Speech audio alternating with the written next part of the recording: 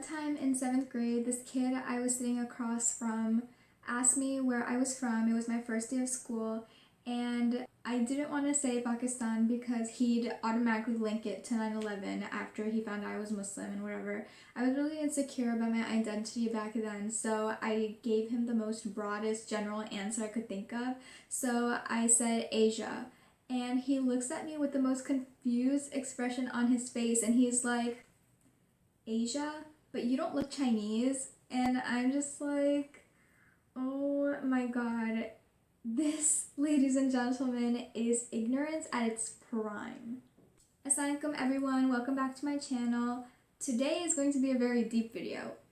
Probably a really long video. I have so many notes. My phone is charging right now, but I will get to it later. But I have so many notes, like keep scrolling, and my notes don't end, I feel like.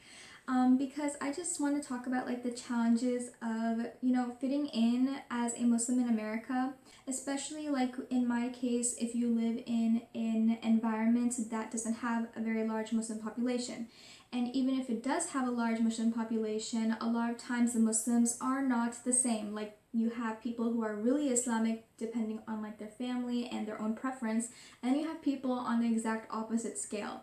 So, sometimes it's really hard to fit in with people. It's also really hard to know where you're at. So I just want to talk about like my experience, basically where I was at before and how my thoughts and my values changed over time. So basically my story starts when I was in 7th grade, and my civics teacher showed me a documentary, or my class a documentary about 9/11. And I always knew what 9/11 was, but I didn't really know what it was, like all the details and stuff. And honestly, it was like a 2-hour documentary, and I'm telling you, by the time that documentary was finished, I was horrified, like traumatized. My parents in particular weren't really open about the whole 9/11 situation because they didn't want to like instill doubts within my mind and my brother's minds and stuff like that because we were so young, which I totally understand. But let's just say I was not mentally prepared for that. And because of that, I was very insecure. I was very quiet. I didn't really open up to people. I didn't want to tell people I was Muslim because I felt like no one would want to be my friend because I'm a terrorist. In 8th grade, there is something called NHD in my school, National History Day. It's basically a competition. And I wrote a research paper on the history of Pakistan, my country. And so, it was while I was doing the research, I discovered so many amazing things about my country. Like Pakistan is the only nation in the world that was solely created for Islam. Like its whole existence was on the basis of having an area of land dedicated just for Muslims. And that was really, really cool to me because all the other Islamic nations, everyone was already Muslim and they just wanted independence. But in this case, millions of people were migrating into India, into Pakistan's borders, just so they can be with Muslims, right? And just the fact, like the founder of Pakistan, Muhammad Ali Jinnah, how he was able to create this country despite factors such as the British colonization of India. I mean, it was impossible enough for India to become free of British rule, but then take out a huge chunk of land for just Muslims after centuries and centuries of Hindus and Muslims fighting with each other, and, people like Gandhi, where he was like, no, peace, coexistence and stuff like that, yet he was able to make that happen. So it was just amazing. And this whole time as I'm researching, like it sparked a sense of nationalism for me. Like I just loved everything about Pakistan, so I was really open about my Pakistani culture. But of course, Pakistani culture has a lot to do with Islam. Because a lot of things that Pakistanis do is because of our religion. So naturally, people started asking me about my religion. And, at first it was just like basic things like, oh, why do you fast? Or why do you pray 5 times a day? But over time, it got more and more specific. And these people were genuinely interested in Islam. They didn't do it just because to make fun of me or anything like that. Everyone was super sweet. And at that point, I got very uncomfortable because I didn't know if I would be able to answer their questions properly or not. And to me, it was really embarrassing. Like, what if they asked me a question? I didn't know how to answer. What would they think of me? Like, what is Islam? Is this a joke? Like, you're just Muslim by name? And I didn't want anyone to think of me that way. So I would go to my parents and I would do my own research to really know about Islam. And researching, everything would make sense. Like back then I would be really upset, with my parents, how strict they were. Like I wouldn't be able to go out, hang out with my friends because maybe boys were there, or I couldn't go to homecoming or prom and stuff like that. And it made me feel very distant from all my friends because I wouldn't be able to go on sleepovers and get to know them like that outside of school. But after learning about everything started making sense bit by bit. And so I was really happy and content with that. When I would tell people about why Islam, why I do this, why I do that, people genuinely understand, and they totally respect me for that, and they actually agree. Like when I was talking about how we can't eat pork or consume alcohol, they're like, oh my god, that makes so much sense. Like why would you anyways? Or when I was talking about fasting, some other people, they overheard my conversation and they're like, oh my god, why don't all religions do that? That's so amazing, that's so cool, stuff like that. And it really made me realize that Islam is not crazy. Islam is not a religion of terror and all that stuff. Like Islam makes sense. Like that's the whole thing. Everyone understood, and that, put a lot of ease and comfort into my heart. And so after you kind of eliminate those stereotypes and those misunderstandings, misconceptions, and all of that, people who really want to learn, they truly understand what Islam is about. So that's how, at that point, I was very confident within myself, within my religion, and my identity. But even then, it was just me. There were always times where I did feel alone because I was never able to talk about things I could only talk with a Muslim. Like there are things, certain topics that I can't talk to non-Muslims about because they just wouldn't understand, right? So I still felt that kind of seclusion or isolation. And honestly, I still feel that sometimes, but the difference between then and now is that I know my priorities now.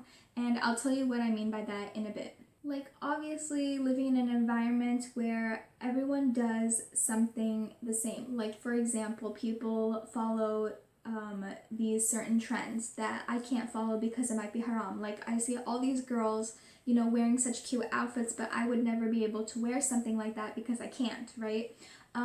So it really does make you feel like an outcast in that moment. But once you understand your priorities, then it honestly, like everything else, becomes easy. Does following such trends that everyone is doing actually make you happy? Or do you think it makes you happy because you feel like you belong? Because there's a difference between that. Like you could do something because it genuinely makes you happy, and if so, and it's in the limits of Islam, then obviously go ahead and do it. But if it's something just for the sake of, it being popular or you wanting to seem cool, it's not the same. Like you're not going to have that satisfaction no matter how much you want it to. No matter what you do, or no matter how hard you try to be like everyone else or to make other people satisfied with you, people are always going to have complaints. The only one who is always there for you, who will always accept you no matter how you look, no matter what you do or what you like or what you say or how many times you mess up, is Allah. That's it.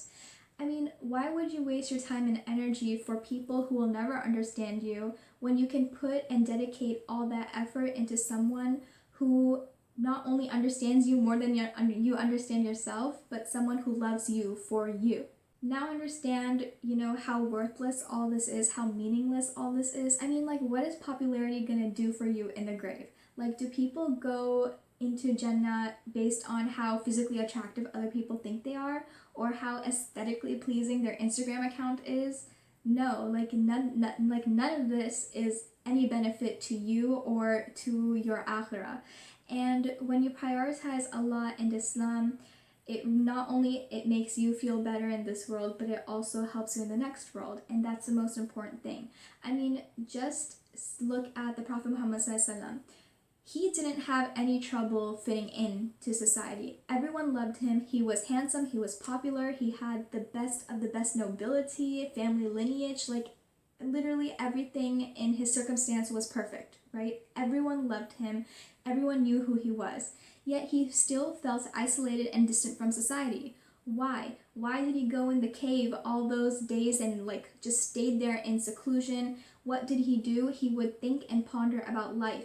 Everyone in that society, what were they doing? Worshipping idols. He, it's just something didn't fit right with him.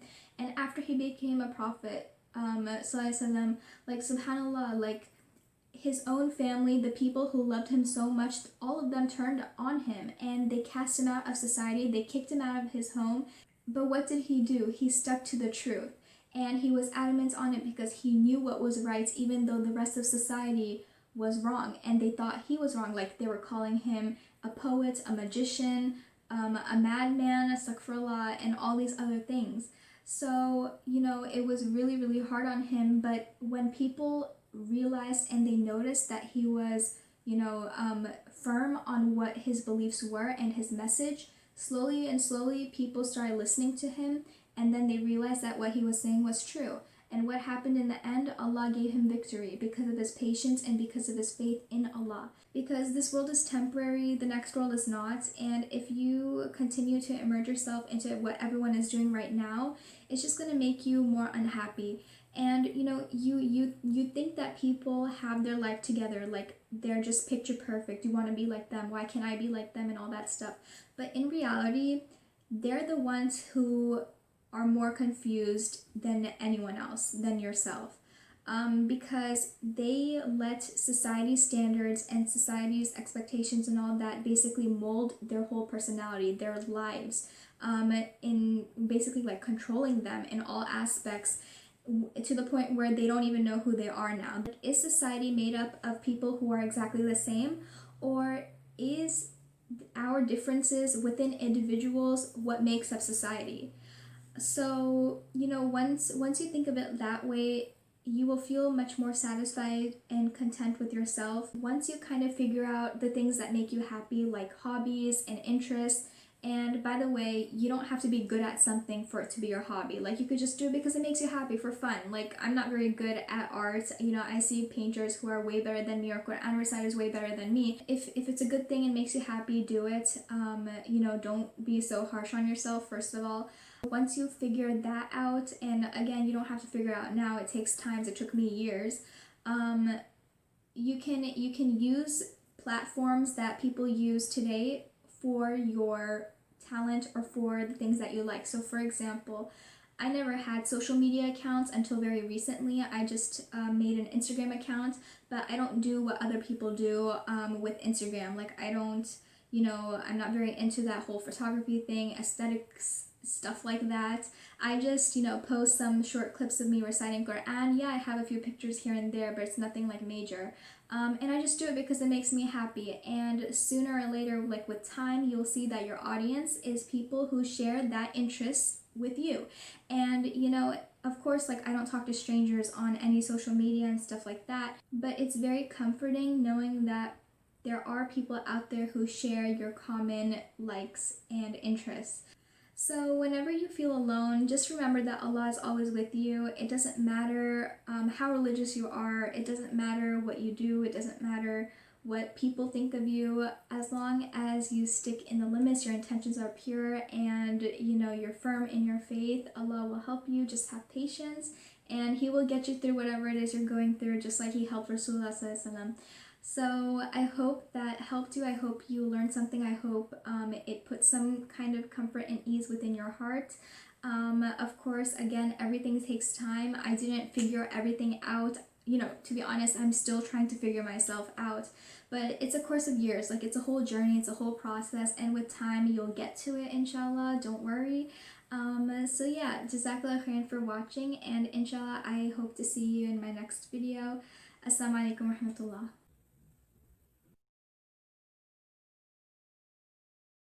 I just want to sit down and basically just spill everything out for you, and hopefully inshallah it will help. Sorry, my phone is going off. I think someone's texting me. Hold on. Okay, I'm back. Sorry. I got like a message and then I just went on my Instagram and got distracted and I was there for a while, but I'm back. I put my phone on silent, so we're all good. Okay, where was I? Right. Actually I lied. I don't know where I am at.